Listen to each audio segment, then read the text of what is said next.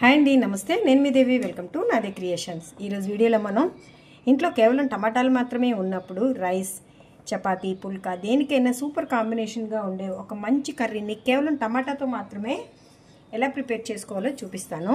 ఇదైతే చాలా బాగుంటుందండి. చాలా టేస్ట్గా ఉండడమే కాకుండా చాలా త్వరగా ఇది మనకి ప్రిపేర్ అయిపోతుంది. కేవలం ఏమీ లేనప్పుడు, ఒక టమాటాలు మాత్రమే ఉన్నప్పుడు కాదండి, అర్జెంటుగా మనం ఏదైనా కర్రీ ప్రిపేర్ చేసుకోవాలనుకున్నా, సడన్గా ఇంటికి ఎవరైనా గెస్ట్లు వచ్చినప్పుడు ఎక్స్ట్రాగా కర్రీ ప్రిపేర్ చేయాలన్నా ఇది తయారు చేయండి. చాలా టేస్ట్గా ఉంటుంది. తప్పకుండా మీ గెస్టులందరూ అయితే మెచ్చుకుంటారు. అంతేకాకుండా దీన్ని తయారు చేయడానికి కూడా తక్కువ సమయం పడుతుంది.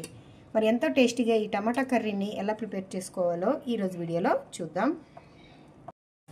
టమాటా కర్రీ కోసం ముందుగా స్టవ్ మీదలో కడాయిని పెట్టుకుని 1 టేబుల్ స్పూన్ ఆయిల్ కొద్దిగా హీట్ అయిన తర్వాత దాంట్లో 1/2 స్పూన్ ఆవాలు, కొద్దిగా జీలకర్ర, అలాగే కొద్దిగా మినపప్పు వేసేసి కొద్దిసేపు వీటన్నిటిని ఫ్రై చేసుకోండి. ఇవన్నీ కొద్దిగా ఇలా ఫ్రై అయ్యాయి కదా, ఇందులో ఇప్పుడు తుంచి పెట్టుకున్న 2 ఎండుమిర్చి, అలాగే కొద్దిగా పచ్చిమిర్చిని వేసేసుకొని ఫ్లేవర్ కోసం కట్ చేసి పెట్టుకున్న కొత్తిమీర కాడల్ని ఇలా వేసుకోండి. ముందుగా మనం కర్రీ ప్రిపేర్ చేసేటప్పుడు ఇలా కొత్తిమీర కాడలు వేసుకుంటే టేస్ట్ అలాగే ఫ్లేవర్ అనేది చాలా బాగా వస్తుంది. ఇలా పచ్చిమిర్చి మనకు కొంచెం ఫ్రై అయ్యాయి కదా, ఇందులో ఇప్పుడు 1/2 స్పూన్ వరకు అల్లం వెల్లుల్లి పేస్ట్ని వేసేసుకొని పచ్చివాసన పోయేంత వరకు ఇది ఫ్రై చేసేసుకోండి.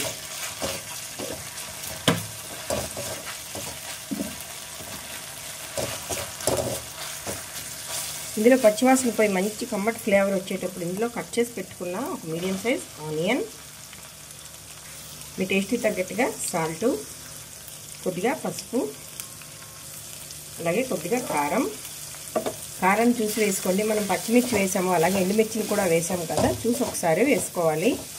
ఇప్పుడు వీటన్నిటిని ఈ ఆనియన్ పీసెస్ అన్ని ట్రాన్స్పరెంట్గా అయ్యేంత వరకు ఇలా ఫ్రై చేసేయండి.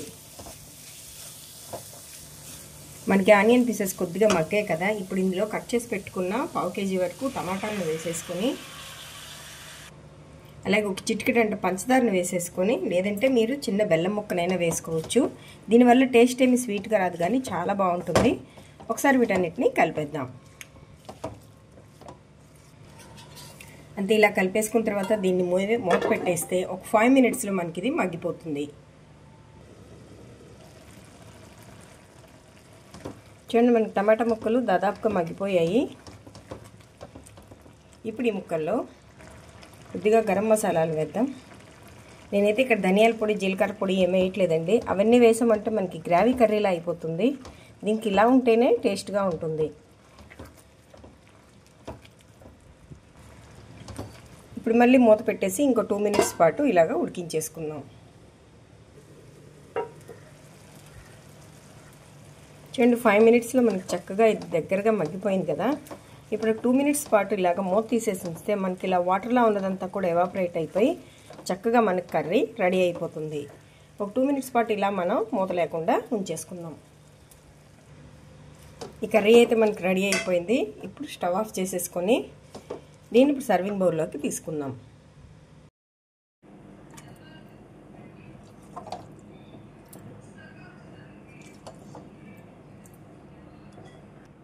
ఇలా సర్వింగ్ బౌల్లో తీసుకొని కొద్దిగా కొత్తిమీరతో గార్నిష్ చేసుకుంటే రైస్, చపాతీ, ఇంకా పూరి దేనికైనా సరే సర్వ్ చేసుకుందికి ఎంతో టేస్టీగా ఓన్లీ టమాటాతో మనకి కర్రీ అయితే రెడీ అయిపోయింది.